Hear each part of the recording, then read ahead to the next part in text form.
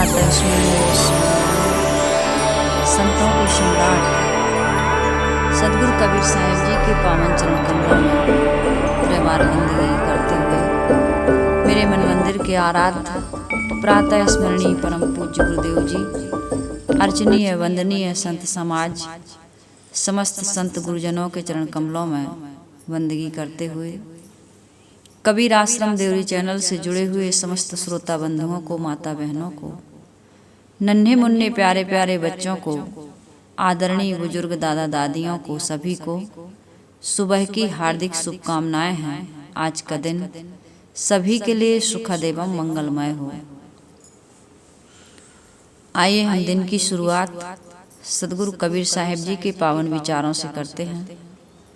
जिस प्रकार से हम सुबह उठकर शरीर की और अपने घर आंगन की सफाई करते हैं, उसी प्रकार से हम सबको सुबह ब्रह्म बेला में, अमृत बेला में अपने मन की भी सफाई करनी चाहिए। अपने मन को भी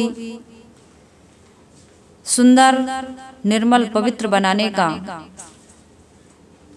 सबसे बड़ा कार्य जो मानव जीवन में आकर के किया जाता है वह करना चाहिए, क्योंकि हमारे मन में भी अनेक प्रकार की भ्रांतियां, मोह, अज्ञान, आसक्तियां, गंदी गंदी आदत, इन्होंने अपना जबरदस्त डेरा जमा रखा है। इसलिए अपने मन को परिमार्जित करने के लिए, साफ स्वच्छ पवित्र करने के लिए सत्संग की आवश्यकता है। तो आइए हम सभी लोग सदगुरु कबीर साहिब जी के निर्मल पावन विचारों से अपने मन की गंदगी को साफ करने का प्रयास करें। आज सदगुरु कबीर साहिब जी का बहुत ही मार्मिक, जगत प्रसिद्ध एक पद है। सदगुरु कबीर साहिब जी का यह पद बीजक में 85वीं शब्द के रूप में यहाँ पर शब्द प्रकरण में आया है। सदगुरु कबीर साहिब जी इस पद में हमें यह चेतावनी दे रहे हैं कि जिस देह गेह को, घर परिवार को, मकान दुकान को, नाते रिश्तेदारों को हम अपना मानते हैं वह हमारा नहीं है। तो इस पर सदगुरु कबीर साहिब जी बहुत सुंदर पद कहते हैं। आइए वह पद हम सभी लोग गा लेते हैं।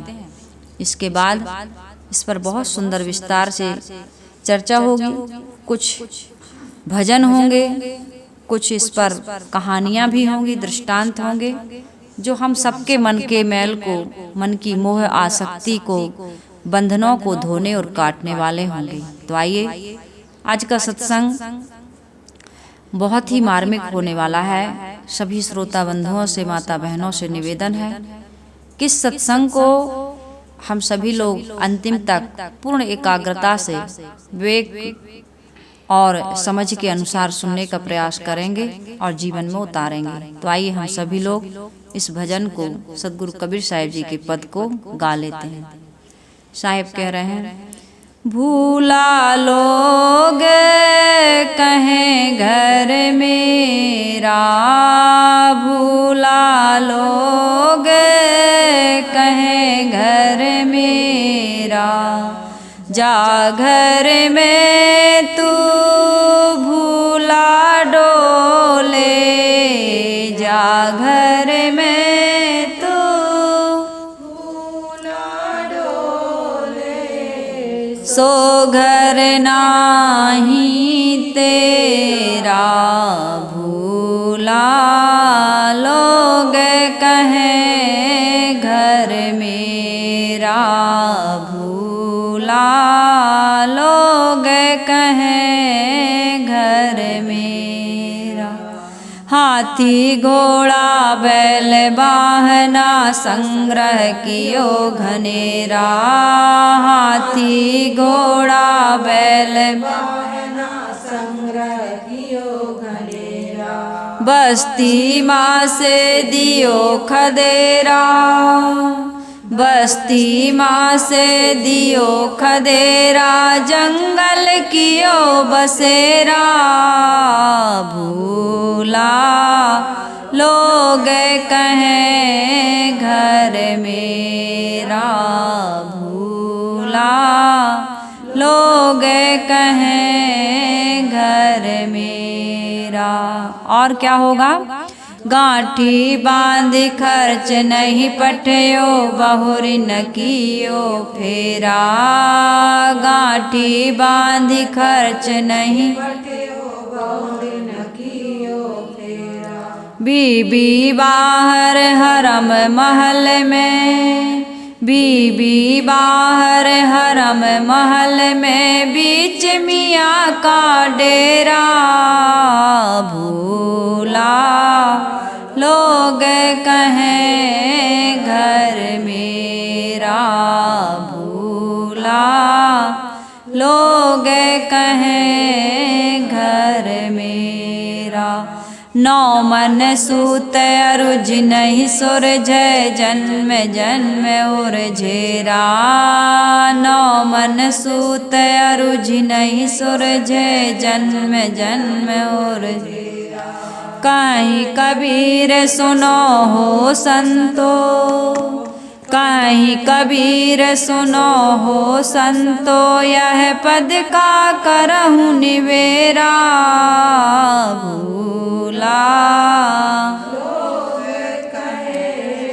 कर मेरा भूला, लोग कहें घर मेरा।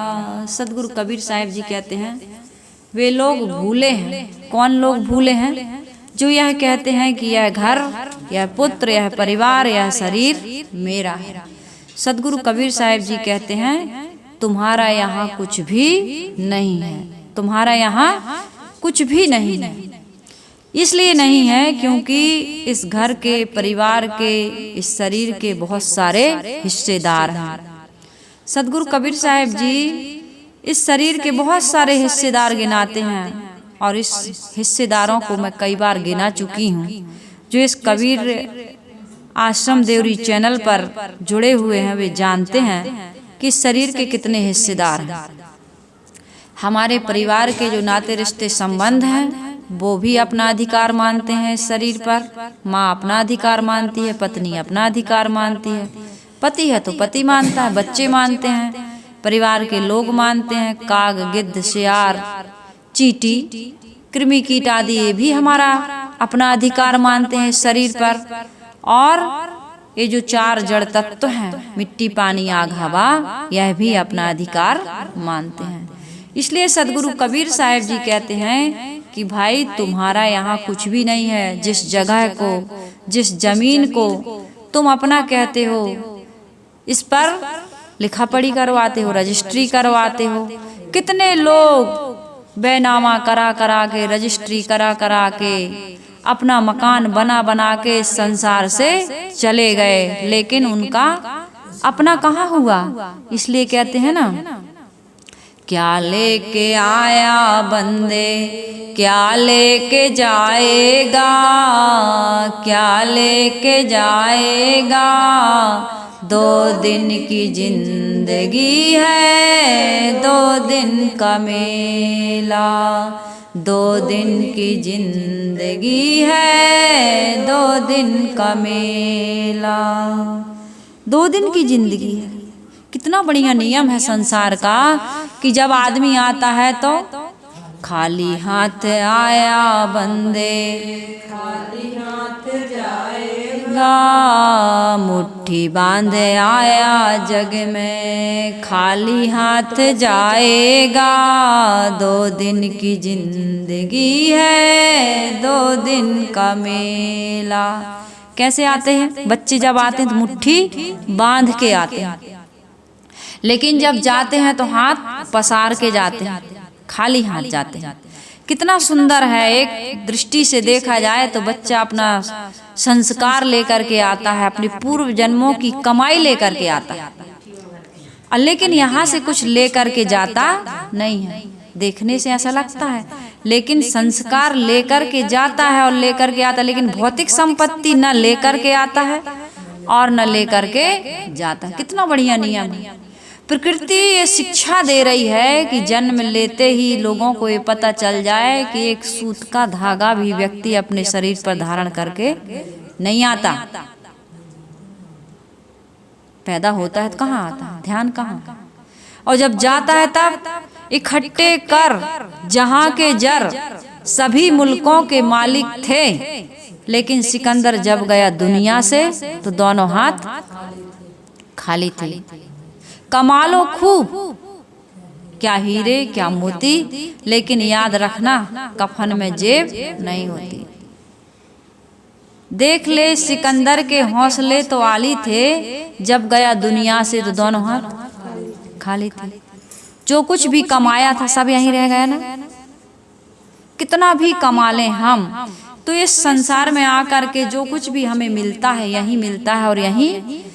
इसलिए सदगुरु कबीर साहिब जी कहते हैं, खाए पकाए लुटाए ले, खाओ पकाओ और दूसरों को खिलाओ, खाए पकाए लुटाए ले, कर ले ये शुभ काम। ये क्या काम है? शुभ काम। शुभ अर्थात हम लिखते हैं ना शुभ और लाभ। शुभ काम क्या है? अपना तो खाना पड़ता है लेकिन खिला के खाओ। खुद खाना,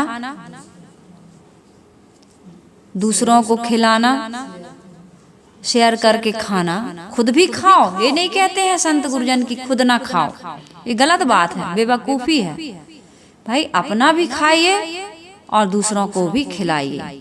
कितने ऐसे होते हैं जो दूसरों को खिलाने के बाद खाते हैं। हमारे भारतीय संस्कृति में ये बताया जाता है कि पहले गाय के लिए रोटी निकालो और अंतिम रोटी कुत्ते के लिए निकालो, और जब भोजन बन जाए तो पहली रोटी गाय को देना और थाली सजा करके घर के बूढ़े बुजुर्गों को, अपने घर के जो बूढ़े बुजुर्ग हैं उनको खिलाना।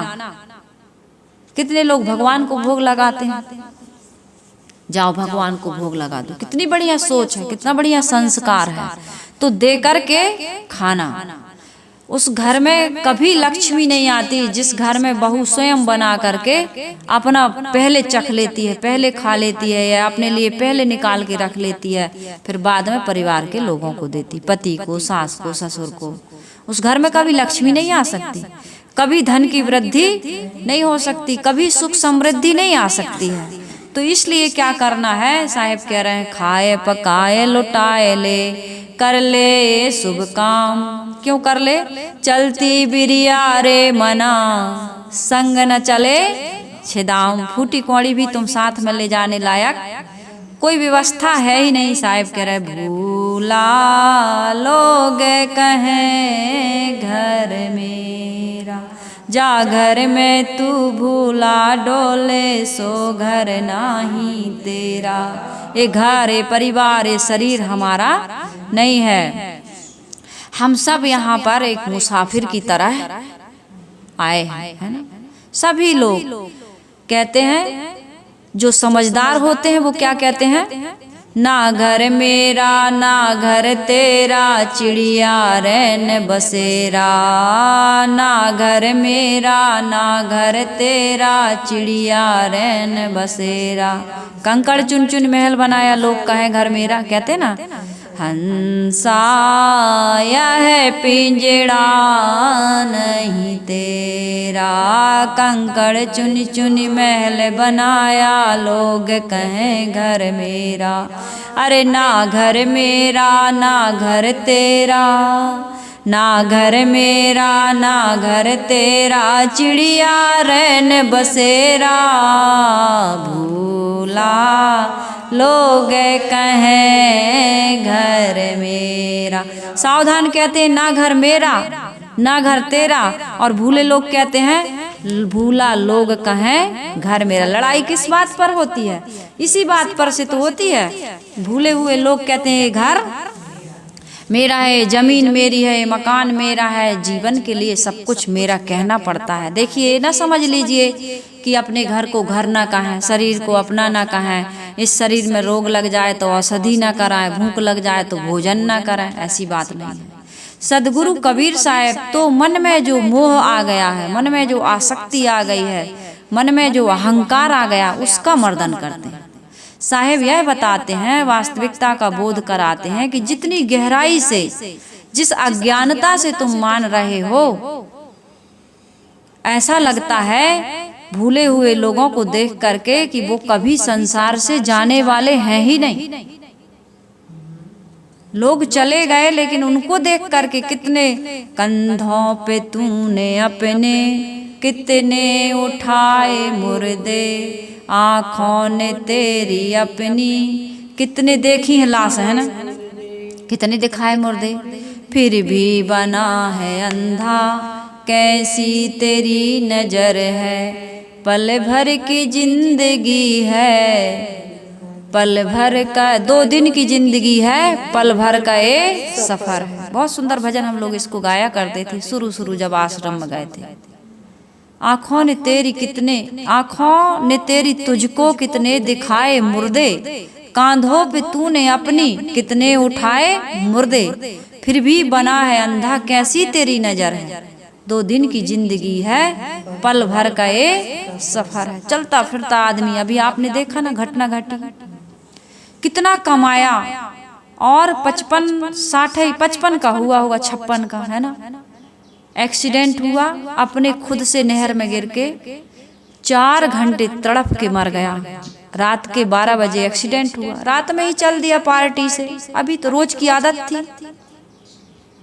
रोज आना जाना होता था, रात और दिन आदमी भाग रहा है, दौड़ रहा है, दौड़ता है ना आदमी, ऐसा दौड़ रहा है, ऐसा लगता है कि इतना सारा कमा के सब ले जाएगा या फिर जीवन भर कभी मरेगा ही नहीं, यही रहेगा, ऐसा दौड़ रहा है आदमी, ऐसा कमा रहा है, धन को इकट्ठा करने के लिए ऐसा पाप कर रहा है, अपनी जिंदगी को बर्बाद कर रहा है। ऐसा लगता है या तो ये सब बांध के ले जाएगा या तो फिर ये मरेगा ही नहीं, लगता है कि नहीं। यदि ले जाने लायक होता मान लीजिए तो पता नहीं ये संसार कैसा होता, कुछ बचता कि ना बचता, और यहीं जीता रहता तो दूसरे को आने के लिए जगह ही ना होती है। तो प्रकृति का बहुत अच्छा नियम है, कोई मरना नहीं चाहता। तो साहेब कहते हैं कि भाई जिस प्रकार से लोग इस संसार को, शरीर को, इस धन संपत्ति को अपना मान करके मोह ममता आसक्ति राग द्वेष में जल रहा है, पिस रहा है, कबीर साहब ने देखा ना, चलती चक्की देख के दिया कबीरा रोए, और 2 पाट भीतर आए के साबुत बचा ना कोय। साहब ने देखा कि इतना संसार के लोग मोह ममता आसक्ति में डूबे हैं, लेकिन यहाँ रहने वाला कोई नहीं है। जन्म और मृत्यु लगी हुई है, संयोग और वियोग लगा हुआ है, हानि और लाभ लगा हुआ है, अनुकूलता और प्रतिकूलता लगी हुई, इसी में पिस रहा है। तो इससे बचने का उपाय यही है कि मन का मोह, मन की आसक्ति, साहब ने कहा जो घर जा रहे आपनो चले हमारे साथ। घर को नहीं जलाना है, पुत्र परिवार को छोड़ करके आपको कहीं जाना भी नहीं है, यही मैं समझा रही हूँ। कितने लोग फोन करते हैं साहब अब घर में मन नहीं लगता है, कितने लोग कहते हैं साहब आप इतना वैराग की बात करती हो तो का पत्नी को छोड़ दें, बच्चों को छोड़ के चले जाएं, हमको पाप लगेगा। तो ऐसी बात नहीं, बातों को समझिए, कुछ भी छोड़कर बाहरी त्याग की जरूरत नहीं। मैं चुड़ाला की कहानी इसलिए सुनाती हूँ, राजन त्याग करो। राजा ने घर परिवार, राजपाट, पत्नी, बच्चे सब त्याग दिया। चुड़ाला गई, राजन शांति मिली? कहे नहीं मिली। कहे त्याग करो। कुटी में रहते थे जंगल में, कुटी का त्याग कर दिया। 1 साल बाद फिर चुड़ाला गई, शांति मिली? शांति नहीं मिली। कहे राजन त्याग करो। उन्होंने लंगोटी दंड कमंडल जो लिए थे वो भी त्याग दिया, शांति मिली? कहीं नहीं मिली। कहे राजन त्याग करो। कहे अब तो शरीर बस बचा, अब इसी को चिता में समर्पित कर देता हूँ, आग लगा के मर जाता हूँ। चुड़ाला ने हाथ पकड़ लिया, कहा राजन बाहर का त्याग नहीं, भीतर का त्याग। घर में रह के भी अनासक्ति पूर्वक जीवन जिए। क्यों जिए? क्योंकि हमारा यहाँ कुछ भी नहीं है।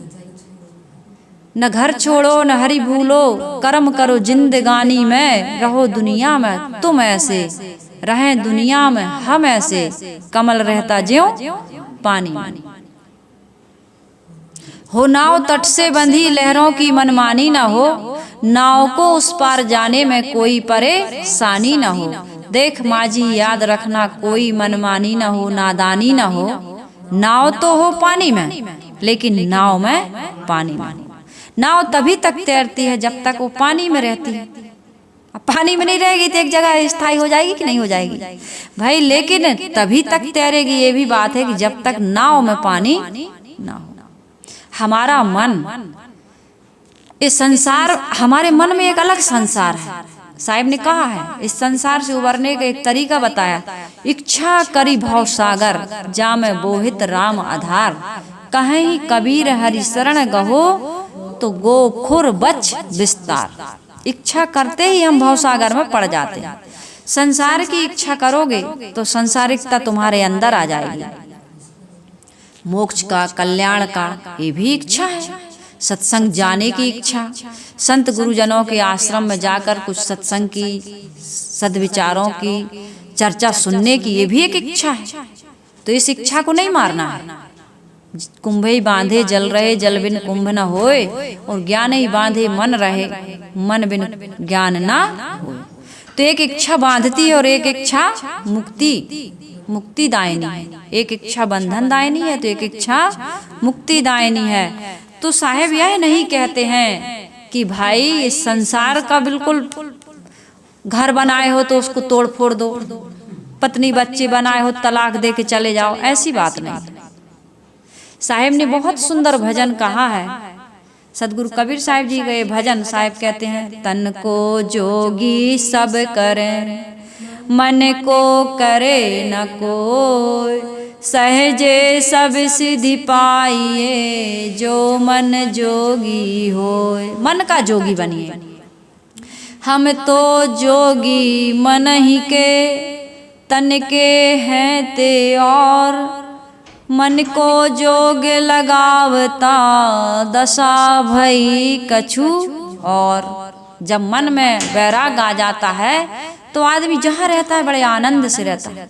जीवन की सारी समस्याओं का समाधान, सारे दुखों और तकलीफों का समाधान एक वैराग रूपी देवता के पास है। जिस व्यक्ति के जीवन में वैराग आ जाता है उसके जीवन से दुख अलविदा हो जाता है। इसलिए हम सबको वैराग्य पूर्वक जीवन जीना चाहिए। साहेब का भजन, मन ना रंगाए, रंगाए जोगी का पेड़ा, मन ना रंगाए। साहेब कपड़ा रंगाने को, कपड़ा बदलने को, घर छोड़ने को नहीं कहते हैं। मन ना फिराए जोगी, मन का फिराए, मन ना फिराए जोगी, मन का फिराए, मन ना रंगाए जोगी, कपड़ा रंगाए, मन ना रंगाए जोगी, कपड़ा रंगाए। मन ना रंगाए जोगी, कपड़ा रंगाए, मन ना फिराए जोगी, मन का फिराए। माला, माला फेरत जुग गया, गया न मन का फेर, और कर का मन का डार के, कर का मणि का दाना, गुड़िया मन का, कर में जो तुम मणि का फिरा रहे उसको डार के मन का मणि का फेर। जो मन है, रत्नाकर डाकू का मन ही तो फिर गया था, अंगली माल का मन ही तो फिर गया था, गोपी चंद का मन ही तो फिर गया था, महात्मा बुद्ध का मन ही तो फिर गया था। यदि मन में वैराग्य ना हो तो घर छोड़ने से कोई लाभ होने वाला। घर छोड़े घर बसात हो तो काय जात हो अंत, और घर ही में वैराग करो तो फिर काहे कहीं जाने की कंत को जरूरत नहीं है, है ना। गोस्वामी तुलसीदास जी का मन ही तो फिर गया था, आदि कवि गोस्वामी तुलसीदास बन गए। काममय मन उनका राममय जब हो गया तो इतने बड़े महाकाव्य की रचना कर दी जो विश्व में प्रसिद्ध है ना। गोस्वामी तुलसीदास जी पत्नी में कितने आसक्त थे, लेकिन उनको पता चल गया कि चाम में सुख नहीं है, काम में सुख नहीं है, धन धाम में सुख नहीं है, केवल एक राम में सुख। कोई तन दुखी, कोई धन दुखी, कोई मन से रहत उदास, और थोड़े थोड़े सब दुखी, सुखी राम के दास। तो कबीर साहब कहते हैं कि इच्छा करी भव सागर जाम बोहित राम धाम। राम का आधार ही एक जहाज है। कहें कबीर हरि शरण गाओ। हरि कौन है? जो हमारे दोषों को, विकारों को, अज्ञान को हरने वाले हो, मोह ममता आसक्ति को हरने वाले हो। ऐसे हरि जगत में चलते फिरते साकार रूप में एक संत ही है, सदगुरु ही हैं। उनकी शरण यदि तुम गह लोगे तो साहिब कहते हैं कहीं कबीर हरि शरण गहु गौ खुर बच विस्तार। गाय के बछड़े के खुर के चाप चिन्ह, उसमें जितना लांघ जाना सरल होता है उतना ही सरल इस संसार सागर को लांघ जाना हमारे आप के लिए हो जाएगा। इसलिए गुरु की आवश्यकता है। बिन गुरु भव निधि तरहि न कोई, जो विरंचि शंकर सम होई। बिना गुरु के हम भवसागर से पार नहीं हो सकते हैं। इसलिए क्या करना चाहिए? आसन मारे गुफा में बैठे, आसन मारे गुफा में बैठे, मनुआ चहुँ दिस ध्याए। मन तो हमारा चारों दिशाओं में जा रहा, तुमने मन नहीं मारा, मन को बस में नहीं किया। गीता में श्री कृष्ण महाराज यही कह रहे हैं कि हे अर्जुन, मन को बस में करो। मन बड़ा चंचल है, इस चंचल मन को बस में कैसे करें? कृष्ण से अर्जुन पूछते हैं तो कहते हैं वैराग और अभ्यास से।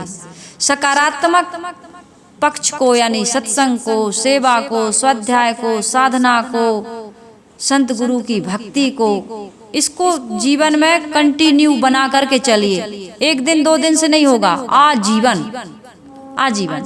भक्ति प्यारी राम की जैसी प्यारी आग, सारा पट्टन जरिमुआ बहुर ले आवे मांग। आग लगती है तो सब कुछ को भस्म कर देती, लेकिन घर में दिया जलाने के लिए, चूल्हा जलाने के लिए आदमी फिर से आग को मांग कर ले आता है। इसी प्रकार अनुकूलता में, प्रतिकूलता में, दुख में, सुख में भक्ति करते रहिए। यदि भक्ति नहीं करोगे तो फिर कहाँ जाओगे? रसातल में। फिर इस संसार के मोह माया आसक्ति तुमको ग्रस लेगी। इसलिए क्या कह रहे हैं साहब कि आसन मार गुफा में बैठे, मनुआ चहुदिस ध्याए, भव तारक घट बीच विराजे, खोजन तीरथ जावे, मन न फिराए जोगी मन का फिराए। मन नहीं फिरा रहा, क्या कर रहा? माला जप रहा। कहीं आसन गुफा में बैठ गए आसन लगा के, है ना, और मन तो चारों दिशाओं में जा रहा है। साहिब कह रहे हैं भव तारक तो घट माँ ही विराजे, घट में ही अविनाशी साधु, घट ही में अविनाशी। घट में तुम्हारे राम बस रहे हैं, रहीम बस रहे हैं, अल्लाह बस रहे हैं, खुदा और गॉड तुम्हारे अंदर बैठा है। और हम कहाँ जा रहे हैं? तीर्थों में जा रहे हैं। साहिब कह रहे पोथी बाँचे याद करावे, भक्ति कहूँ नहीं पाए। पोथी पढ़ पढ़ जगमुआ, पंडित भया न कोय, और 2.5 अक्षर प्रेम का पढ़े तो पंडित होए। हमारे जीवन में भक्ति नहीं आई, हमारे जीवन में समर्पण नहीं आया, हमारे जीवन में प्रेम नहीं आया। हम क्या कर रहे हैं? पोथी पढ़ लेते हैं और बाँचने लगते हैं। कुछ सीख लिया, सीख करके आए और हमारे पंपलेट में नाम छप गए, कथा सुनाने लगे, जीवन में उसको उतार नहीं पाए। तो इससे हमारा कल्याण होने वाला नहीं है। पोथी बाँचे याद करावे, भक्ति कहूँ नहीं पाए, मन का फेरे नाही, तुलसी माल फिराए, मन न फिराए जोगी मन का फिराए। साहिब कहते हैं कि मन न रंगाए जोगी कपड़ा रंगाए। कपड़ा रंगाने वाले तो कितने साधु घूम रहे हैं, क्या उनके मन का मोह आसक्ति मिटी? क्या उनका जीवन निर्मल पवित्र हुआ? उनका कल्याण हुआ? साहिब कहते जोगी होके जागा नाही 84 भरमावे, जोग जुगत सो दास कबीरा, अलख निरंजन पाए। अलख निरंजन, जो सबको देखने वाला है उसको तुम कैसे देखोगे? वो तो अलग है, लेकिन वो तुम्हारे भीतर, हमारे भीतर, हम सबके भीतर बैठा है। वही तो देख, सुन रहा, सूंघ रहा, चख रहा, जो कुछ भी कर रहा है, करा रहा है। मैं बोल रही हूँ, लोग सुन रहे हैं। ये बोलने वाला, सुनने वाला कौन है? वही अलख निरंजन है। ये अलख निरंजन कहीं बाहर से नहीं आने वाला है। किसी ने माया को अलख निरंजन कहा, किसी ने मन को, वो भी है। देखिए अपने अपने ढंग से लोगों ने कहा, इधर आत्मा के लिए सदगुरु कबीर साहिब जी कह रहे हैं कि अलख निरंजन पावे। कहाँ ढूंढने जाओ? ढूंढने से नहीं मिलता, वो कहाँ है? हमारे पास में। मोह को कहाँ ढूंढे बंदे, मैं तो तेरे पास में। मोह को कहाँ ढूंढे बंदे। साहिब ने ये भी कहा बाहर ढूंढने मत जाना।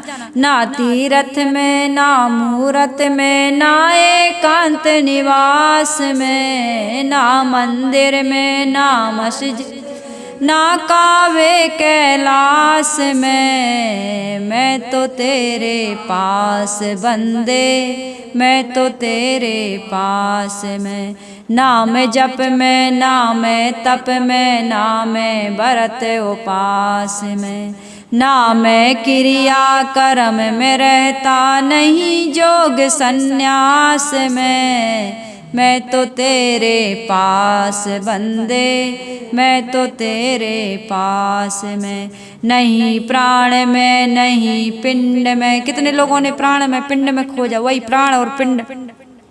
कोई कहता शरीर ही मैं हूँ, कोई कहता नहीं ये प्राण जो चल रहा है वही ब्रह्म है, वही परमात्मा है। तो साहिब कह रहे हैं नहीं प्राण में, नहीं पिंड में, ना ब्रह्मांड आकाश में, बाहर कहीं भी नहीं हूँ। ना मैं प्रकृति भ्रमर गुफा में, नहीं श्वासों की श्वास में। मैं तो तेरे पास बंदे, मैं तो तेरे पास में। खोजी होए तुरंत मिल जाऊं एक पल की तलाश में। कहते कबीर सुनो भाई साधो, मैं तो हूँ विश्वास में। लोगों के विश्वास में मिलता है। लोग कहते हैं कि पत्थर में भगवान है, तो उनको पत्थर ही में दिखता है, लेकिन वास्तव में भगवान है कहाँ? मैं ही भगवान हूँ।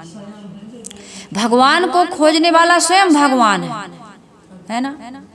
आनंद स्रोत बह रहा और तू दास है। हमारे अंदर से आनंद उठ रहा ना। सुख चाहिए, शांति चाहिए, प्रसन्नता चाहिए, निर्भयता चाहिए, अमरता चाहिए। कहाँ से उठ रही है आवाज? किसी कुर्सी टेबल से उठती है, गाय भैंस से उठती है? मनुष्य के अंदर से आत्मा की आवाज है, क्योंकि वो वैसी ही है, जो जैसा होता है वैसे ही तो आवाज निकलती है वहां से। तो आनंद स्रोत बह रहा और तू दास है। साहिब ने कहा अचरज है जल में रह के भी मछली को प्यास है। आनंद स्रोत बह रहा और तू दास है। अचरज है जल में रह के भी मछली को प्यास है। उठ जाग चक्षु खोल के तू देख तो जरा, जिसकी तुझे तलाश है वो तेरे पास है। जिसकी तुझे तलाश है वो तेरे पास है। आनंद स्रोत तू दास है। अचरज है जल में रह के भी मछली को प्यास है। ये बाहर खोजने वालों को साहिब बहुत आश्चर्य होता था, हंसी भी आती रही होगी। मोई सुन सुने आवे हंसी पानी में मीन प्यासी। साहिब हंसते भी थे, दुखी भी होते थे, समझाते भी थे, डांटते भी थे, उलाहना भी देते थे, प्यार भी दिखाते थे। तै सुत मान हमारी सेवा, तो कह राज देऊ हो देवा। अगम द्रगम गण देऊ छुड़ाई, और बात सुनहु कछुआई। बहुत सुंदर पद है साहिब का, आने वाला है बीजक में। तो साहिब कह रहे हैं कि आनंद स्रोत बह रहा और तू उदास है। तू सुख चाहता है, मुक्ति चाहता है, कल्याण चाहता है, मोक्ष चाहता है, अमरता चाहता है। कहाँ? तेरे अंदर है वो, तेरे अंदर। तू ढूंढता बाहर, घट में है सूझे नहीं। साहिब कहते हैं गन्ने में जो मिठास है, फूलों में सुबास है। निज आत्म में ही तेरे परमात्मा वास है। निज आत्मा में ही तो परमात्मा वास है। आनंद स्रोत बह रहा और तू दास है। अचरज है जल में रह कर भी मछली को प्यास है। कुछ तो समय निकाले आत्म शुद्धि के लिए। हम आत्मा की शुद्धि के लिए समय नहीं निकालते, बाहर खोजते। आत्मा में जो मैल, जो मल, विक्षेप और आवरण आ गया है, विषयों की आसक्ति, मोह, माया, अज्ञान कि मुझसे बाहर भगवान मिलेगा, मुझसे अलग भगवान मिलेगा, आकाश पाताल में खोज रहा है, ये मल विक्षेप आवरण आदमी को भटका रहा है। इसलिए कह रहे हैं कुछ तो समय निकाले आत्म शुद्धि के लिए, नर जन्म का ये लक्ष्य न केवल विलास है। नर जन्म का लक्ष्य केवल विलास भोग वासना नहीं है, ये बाहर की वृद्धि नहीं है, ये अंतर आत्मा की शुद्धि, ये आत्मा का, ये जीवन का, ये मानव शरीर का मुख्य उद्देश्य है। हम धन कमाते हैं, पुत्र परिवार को इकट्ठा करते हैं, पता नहीं क्या क्या करते हैं जीवन में, लेकिन एक काम नहीं करते। क्या काम? आत्मशुद्धि का काम। आत्मशुद्धि कैसे करोगे? मन की शुद्धि। कोई ये ना समझ जाए कि आत्मा मैली हो गई, आत्मा मैली नहीं होती। गंगा कभी मैली नहीं होती। गंगा में जो बाहर से ला ला के हमने डाल दिया है उसको निकाल दो आप, गंगा तो अपने आप शुद्ध है।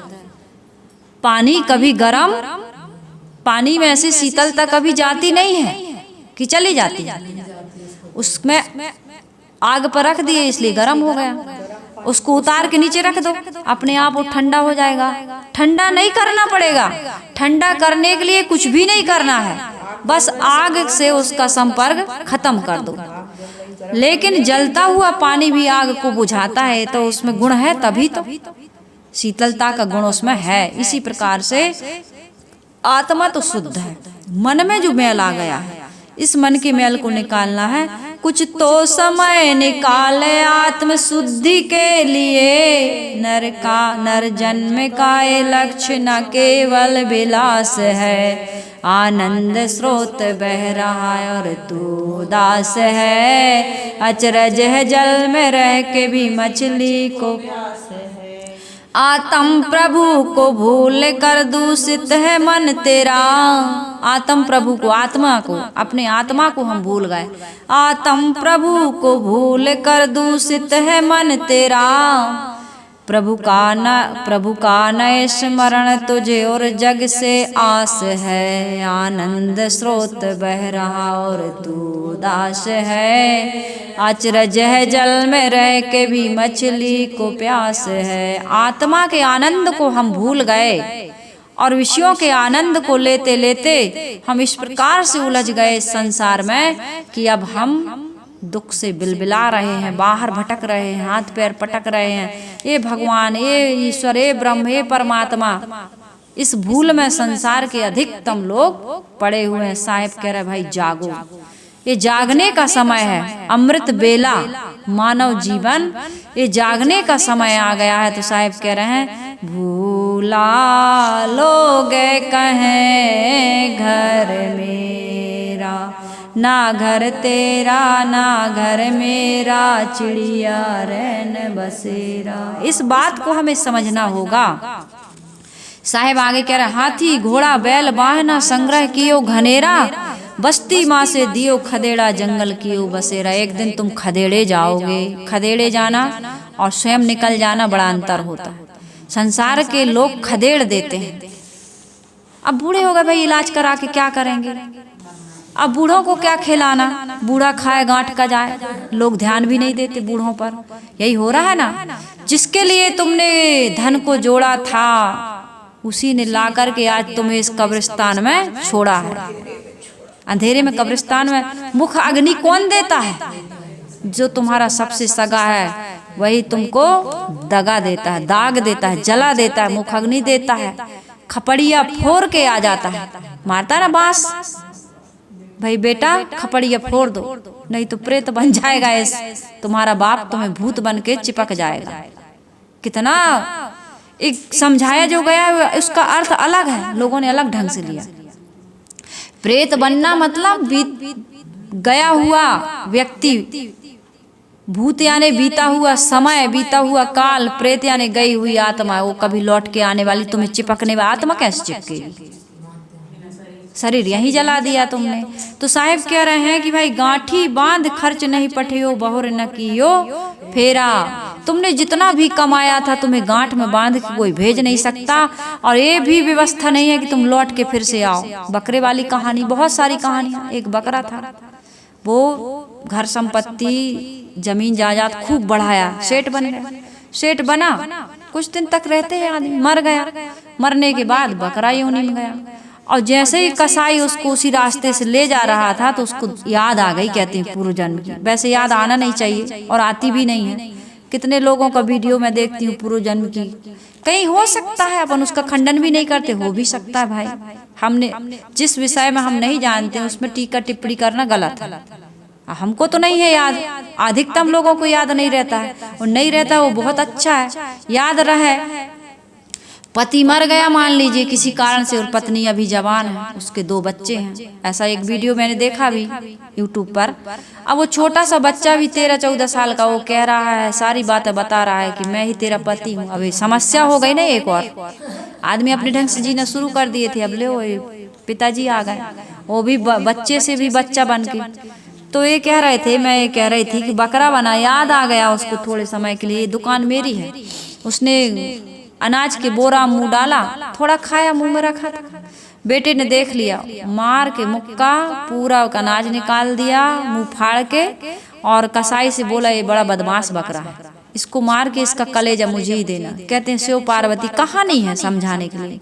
शिव पार्वती आकाश मार्ग से जा रहे थे, शंकर जी को हंसी आ गई। पार्वती जी ने कहा क्यों हंस रहे हो? तो शंकर जी ने कहा भाई संसार के लोग देखो कितना मोह माया आसक्ति में डूबे हैं ना, दीनों को, दरिद्रों को, दुखियों को, गरीबों को, जरूरतमंदों को, पवित्र आत्माओं को धन नहीं देते। अरे खाए पकाए लुटाए वाला सिद्धांत बिल्कुल भूल गए। साईं इतना दीजिए जाम कुटुंब समाए, मैं भी भूखा ना रहूं, साधु न भूखा जाए, मिल बांट के खाना भूल गए लोग, है ना। आदमी न खुद खाता है न दूसरे को खिलाता है, इतना कमाता है, आज बकरा बन गया। इसने थोड़ा सा अनाज खा लिया, उसी के बेटे ने मुक्का मार के निकाल लिया और कह रहा कलेजा मुझे देना है इसका, बड़ा बदमाश बकरा। ये है संसार। देखो पार्वती कैसे लोग संसार में आसक्त मोह माया के अधीन होकर के दुख पाते हैं। आज चला गया कुछ लेके गया। तो इस प्रकार से कहानियां हमारे संत गुरुजन बताते हैं। साहेब कहते हैं गांठी बांध खर्च नहीं पठियो, बहुर न कियो फेरा, और बीबी बाहर हरम महल में बीच मियाँ का डेरा। बीबी हमारी ब्याहता पत्नी जो हर शुभ कार्य में साथ देती है, दुख सुख में साथ निभाती है, उस बीबी को कोई बाहर कर दे और वेश्या को घर में ले आए तो क्या वो व्यक्ति सुखी होगा? वेश्या तो केवल भोग और पैसा चाहती है, तुम्हारे दुख सुख से उसे कोई मतलब नहीं है। साहिब कहते हैं बीवी क्या है? तुम्हारी सद्बुद्धि। सद्बुद्धि को, सत्कर्म को आदमी ने तिलांजलि दे दी। सतबुद्धि क्या कहती है? दया करो, धर्म करो, परोपकार करो, दीन दुखियों की सहायता करो, पवित्र आत्माओं को दान दो, बड़े बूढ़ों की आदर करो, सम्मान करो, ये सारी बात है। तो इस सतबुद्धि को लोगों ने त्याग दिया और दुर्बुद्धि, नशा, व्यसन, लड़ाई झगड़ा, राग द्वेष, इंच बीता जमीन के लिए लड़ना मरना, कट जाना। 2 भाई थे, थोड़ी सी जमीन के लिए लड़ रहे थे। लड़ाई कितने पर होती? थोड़े में। कोई ऐसा नहीं है कि 10-20 एकड़ के लिए लड़ता हो, है ना। 1 इंच 2 इंच हाथ बीता के लिए लड़ते हैं। छोटी छोटी बातों को लेकर के ही झगड़ा। लोगों से पूछा जाता क्यों झगड़ा रहे हो? 25 साल का झगड़ा और 75,000 खर्च कर दिए, क्यों झगड़ा रहे हो? कहे बस बात छोटी सी है, बात की लड़ाई है, जगह की सामान की लड़ाई नहीं, बात की लड़ाई। तो 2 भाई लड़ रहे थे। एक भाई कह रहा था ये यहाँ से मेरी है, दूसरा भाई कह रहा था यहाँ से मेरी है। इतने में जमीन बोल पड़ी, मैं तुम दोनों की नहीं हूँ, तुम दोनों मेरे हो, एक दिन तुम्हें हमारी गोद में समाना होगा। तभी तो साहब ने कहा ना, माटी कहे कुम्हार से तू क्या रूंधे मोय। तुम क्या इधर इधर कह रहे ये मेरा है मेरा, क्यों बाड़ी और दीवार खिसका रहे हो? माटी कहे कुम्हार से तू क्यों रूंधे मोय, एक दिन ऐसा आएगा मैं रूंधूंगी तो मेरी गोद में समा जाओगे ना।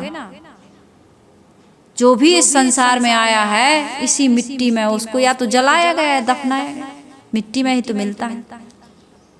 घर से निकला सैर करने, दिल में यही अरमान था, एक तरफ बियाबान जंगल एक तरफ शमशान था। पाँव पड़ा हड्डी पर तो उसका भी यही बयान, कहीं हड्डी पड़ी होगी कहीं राख पड़ी होगी। पाँव पड़ा हड्डी पर तो उसका भी यही बयान था, अरे संभल कर चलना मुसाफिर, मैं भी कभी इंसान था।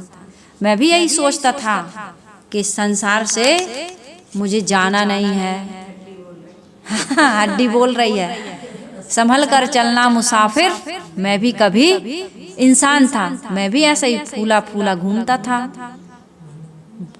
कहते फूला फूला फिरे जगत में कैसा नाता रे। और भी साहिब ने कहा फिरऊं का फूले फूले फूले, जब 10 मास ऊर्ध्वमुख सोते, 100 दिन काहे को भूले।